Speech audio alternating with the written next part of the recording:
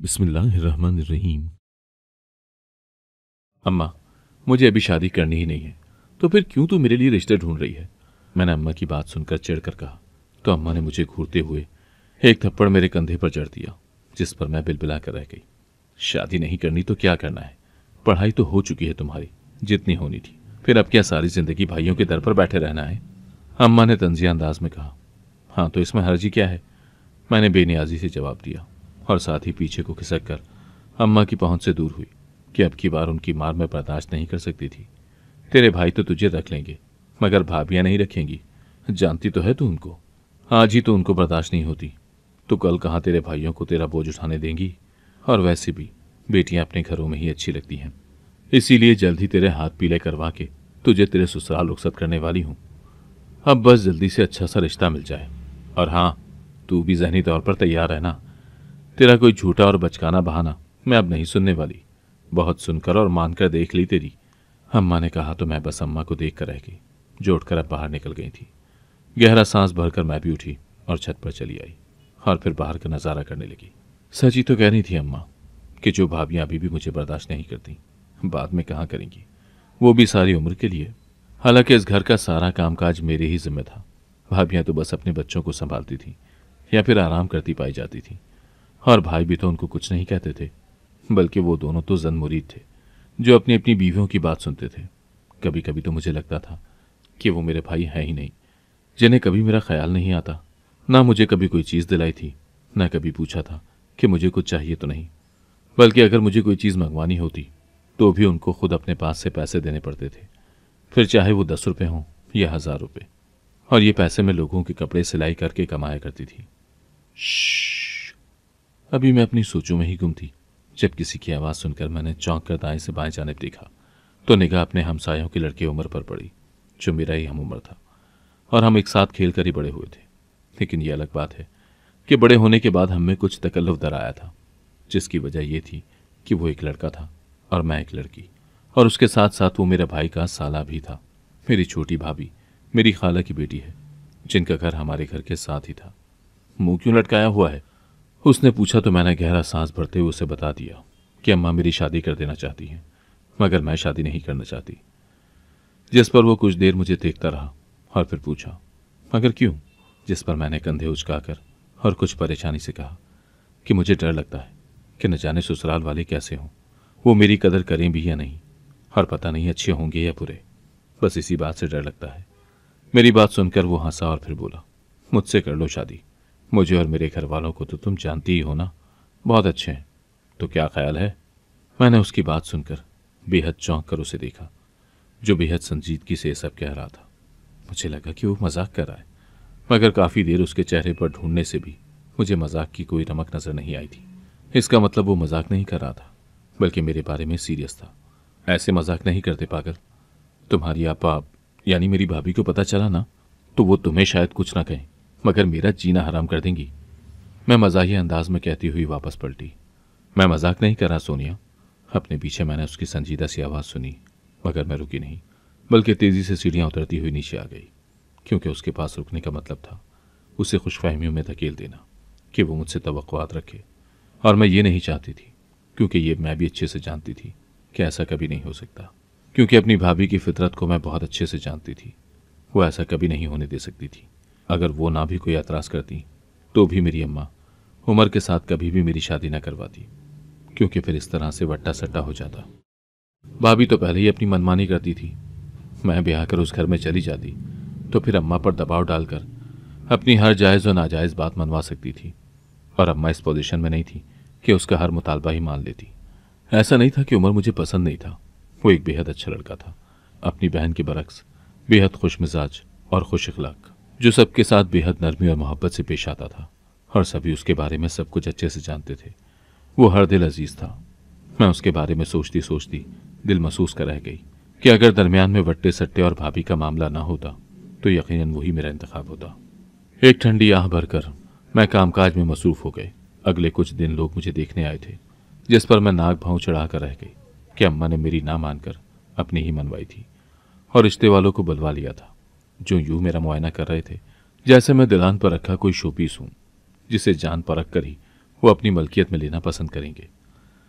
कभी मुझे चलाकर देखा जाता, कभी मेरी आवाज़ सुनी जाती, कभी चेहरे और कद का मुआयना किया जाता, तो कभी मेरे बाल नापे जाते।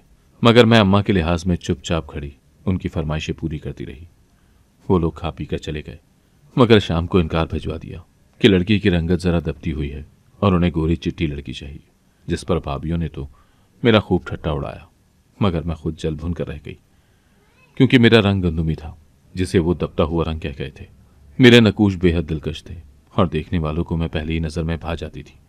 मगर अब उन औरतों की बातों और इनकार पर मैं दिल महसूस कर रह गई, और फिर पूरा 1 महीना यही सब चलता रहा। लोग आते, देखते, खाते पीते और चले जाते, मगर शाम को इनकार भिजवा देते, जिस पर अब मैं एहसास कमतरी का शिकार होने लगी थी, क्योंकि कल दोनों भाभियों की चुभती हुई और मज़ाहिया नज़रें मुझसे बर्दाश्त नहीं हुई थी। मुझे लगने लगा था कि अब शायद कभी मेरी शादी नहीं होगी, लेकिन फिर अल्लाह को मुझ पर तरस आ ही गया। रिश्ते वाली एक अच्छा सा चुनकर रिश्ता लाई। लड़के वालों के घर से उसकी बहन, भाई और माँ रिश्ता देखने आए थे, और पहली ही नज़र में मुझे पसंद करके और रिश्ते के लिए हामी भरकर चले गए थे, जिस पर मेरी माँ बेहद खुश थी। अब मैं भाभियों के सामने इतरा कर चलती, जिस पर वो चल भुन कर रह जाती थी, और उनकी इस कैफियत में मैं अच्छा खासा लुत्फानंदोज़ होती। अगले दिन अम्मा जाकर उनका घर और लड़का वगैरह देख आई थी। लड़का बैरून मुल्क जॉब करता था और फिलहाल शादी के लिए बाहर से घर आया हुआ था। अम्मा और भाइयों को रिश्ता अच्छा लगा और उन्होंने हामी भर दी।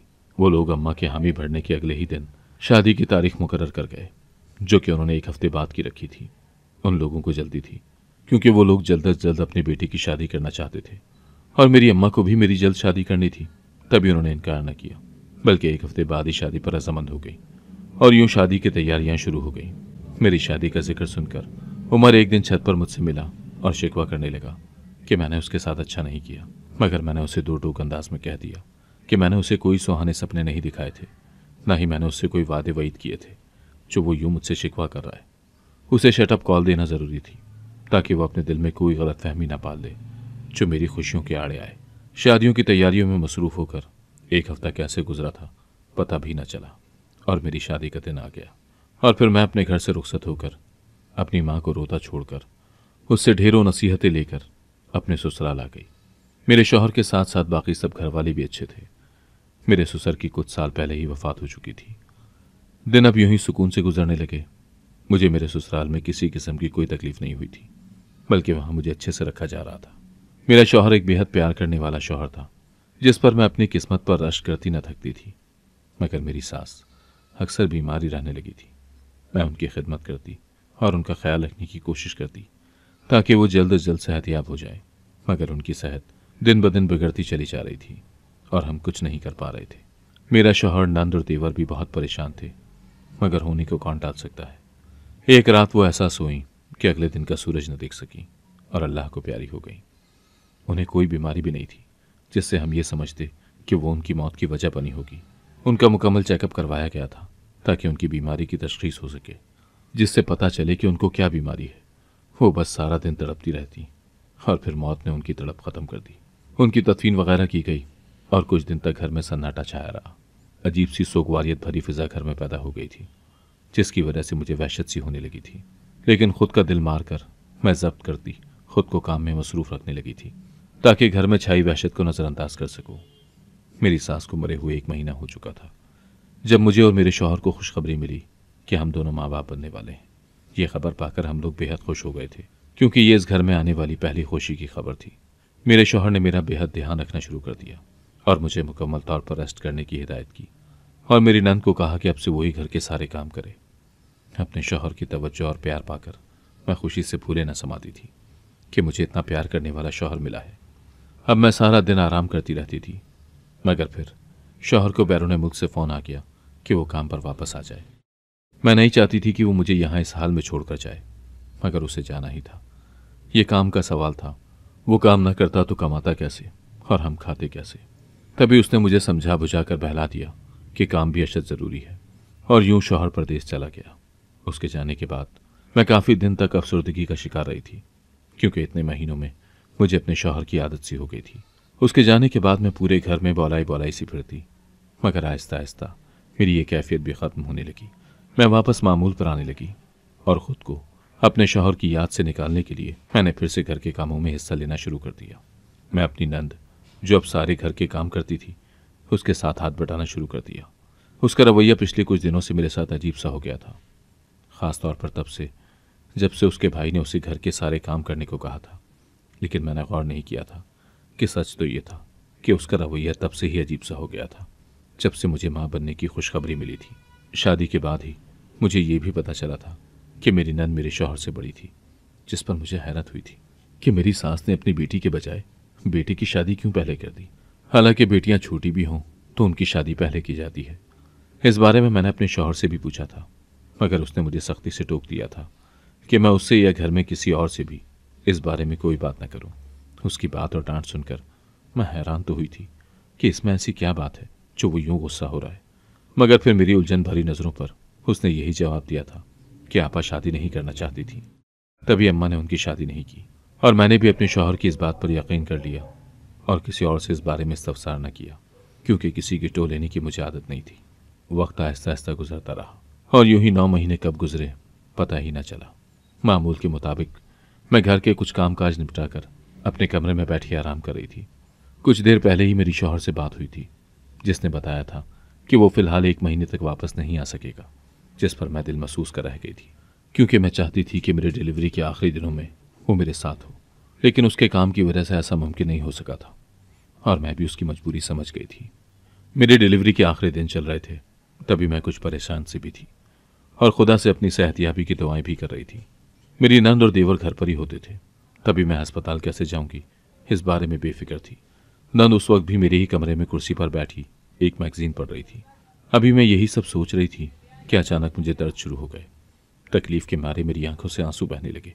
मैंने अपनी नंद को पुकारना चाहा, मगर आवाज़ हलक में अटक कर रह गई। लेकिन फिर अपनी पूरी हिम्मत मुजतमा करके मैंने अपनी नंद से कहा कि जल्दी से मुझे अस्पताल ले चलो।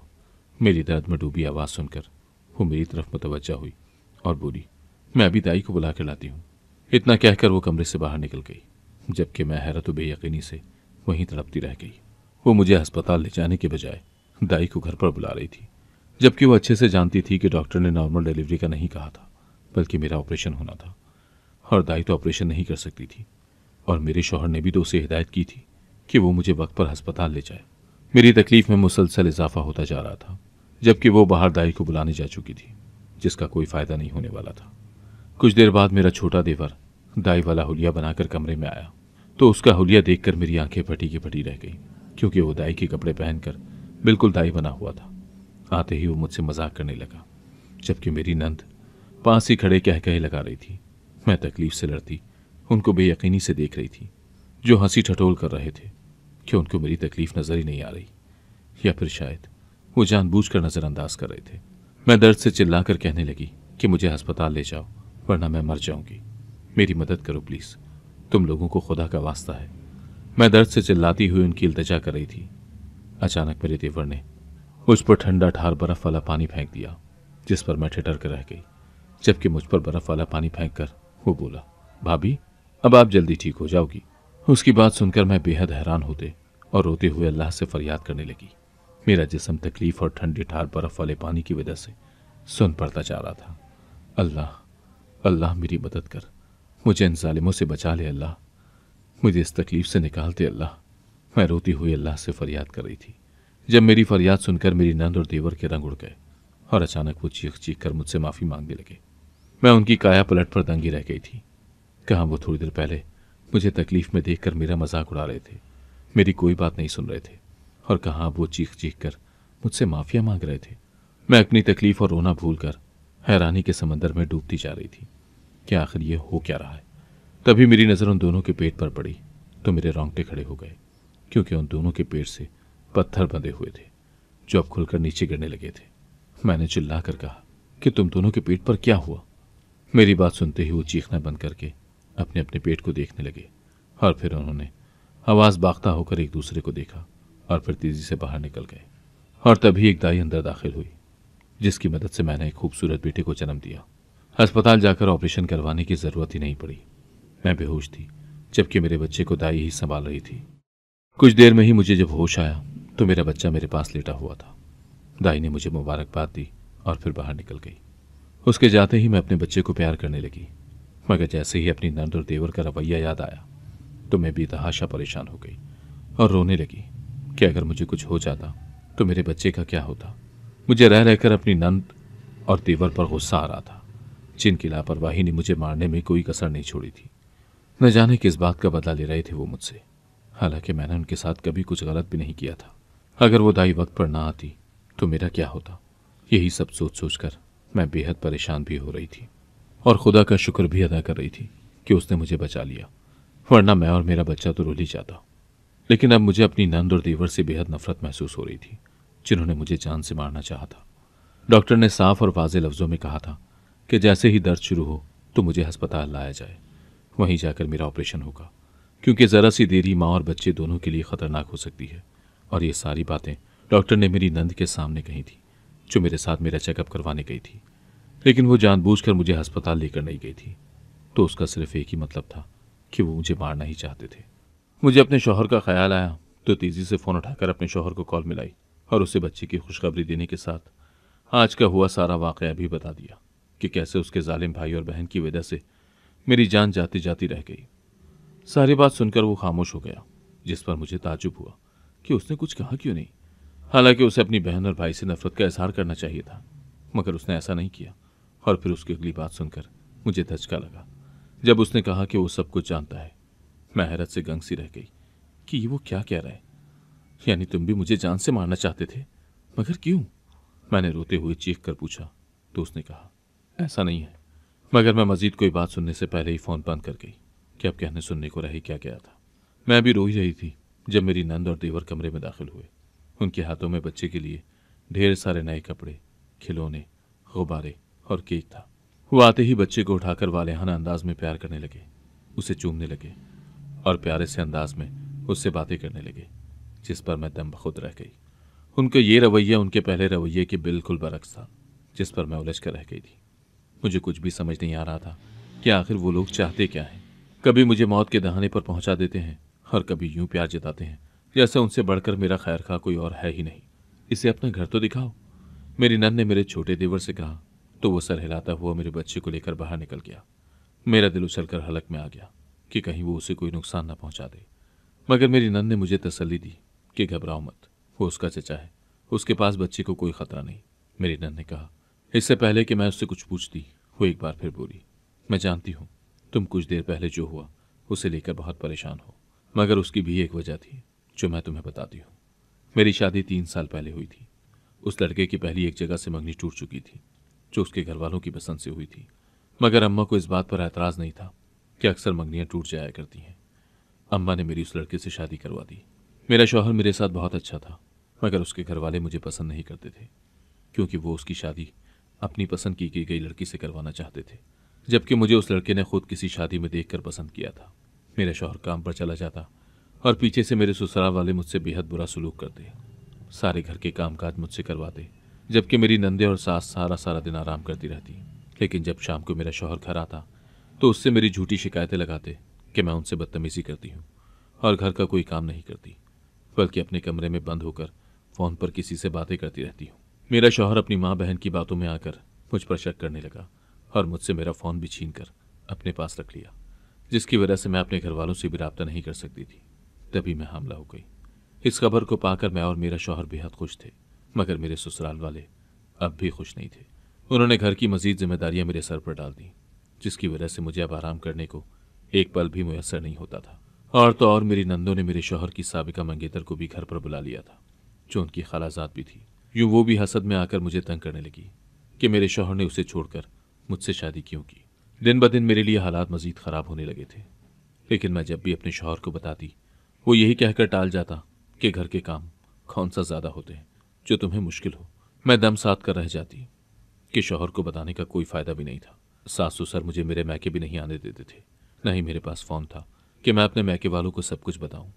इसी तरह सहते सहते 9 महीने गुजर गए, मगर मेरे ससुराल वालों का दिल मेरे लिए नर्म ना हो सका। मेरी डिलीवरी के दिन करीब आ रहे थे। उस दिन घर पर सिर्फ मैं, मेरी एक नंद और मेरी शौहर की साबिका मंगेतर थी। उस दिन घर पर ही मुझे दर्द उठा। मैंने अपनी नंद को मुझे अस्पताल ले जाने का कहा, मगर उसने मेरी एक न सुनी और अपने कज़न के साथ मिलकर मेरा मजाक उड़ाती रही और मुझे तकलीफ से तड़पती देखती रही। मेरी तकलीफ हद से बाहर होती, बर्दाश्त के काबिल भी ना रही। और उस दिन मैंने मौत के मुंह में जाकर बिना किसी दाई के अपने बच्चे को तन्हा जन्म दिया। लेकिन इतनी तकलीफ और दर्द की वजह से वो मर चुका था। वो चाहती थी कि मैं मर जाऊं, और उन्हें तब भी रहम नहीं आया, बल्कि वो दरवाज़ा बाहर से बंद करके चली गई थी। और मैं अपने मुर्दा बच्चे को देखती तकलीफ और अजियत से रोती बेहोश हो गई।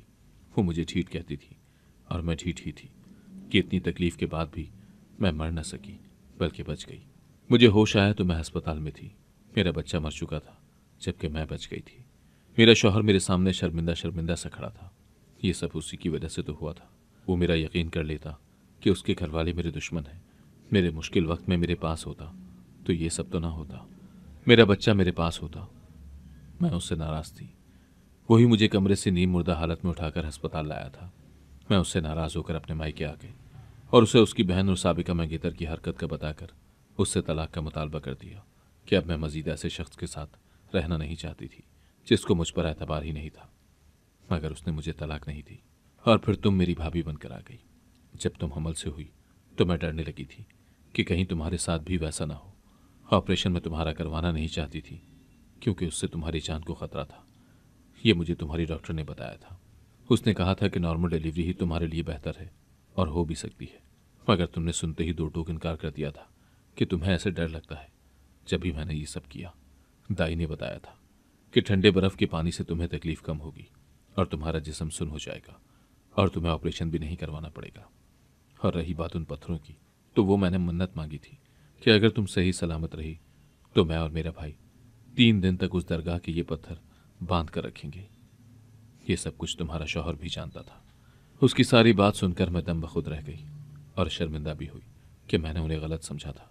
साथ ही साथ इसलिए दुख भी हुआ कि उसने अपनी औलाद अपनी नंद की वजह से खो दी। मैंने उसका शुक्रिया अदा किया। 1 महीने बाद मेरा शौहर भी वापस आ गया और मैंने अपनी नंद के शौहर को देखा, जो अपने माँ बाप को छोड़कर बैरून मुल्क शिफ्ट हो रहा था और आखिरी बार मेरी नंद से माफ़ी मांगकर उसे लेने आया था कि अब वो उसे अपने घर वालों के साथ नहीं रखेगा, बल्कि अपने साथ ले जाएगा। हमारे समझाने बुझाने पर मेरी नंद ने उसे माफ़ कर दिया और 1 महीने के अंदर अंदर वो बैरून मुल्क शिफ्ट हो गए, जिसके बाद हम सब हंसी खुशी अपनी जिंदगियों में मगन हो गए। अगर आपको आज की कहानी पसंद आई है तो वीडियो को जरूर लाइक कीजिएगा और अपने दोस्तों के साथ भी शेयर कीजिएगा। और हाँ, अगर आपने अभी तक हमारा चैनल सब्सक्राइब नहीं किया तो जरूर सब्सक्राइब करें। मिलते हैं कल एक नई और दिलचस्प कहानी के साथ। अल्लाह हाफिज।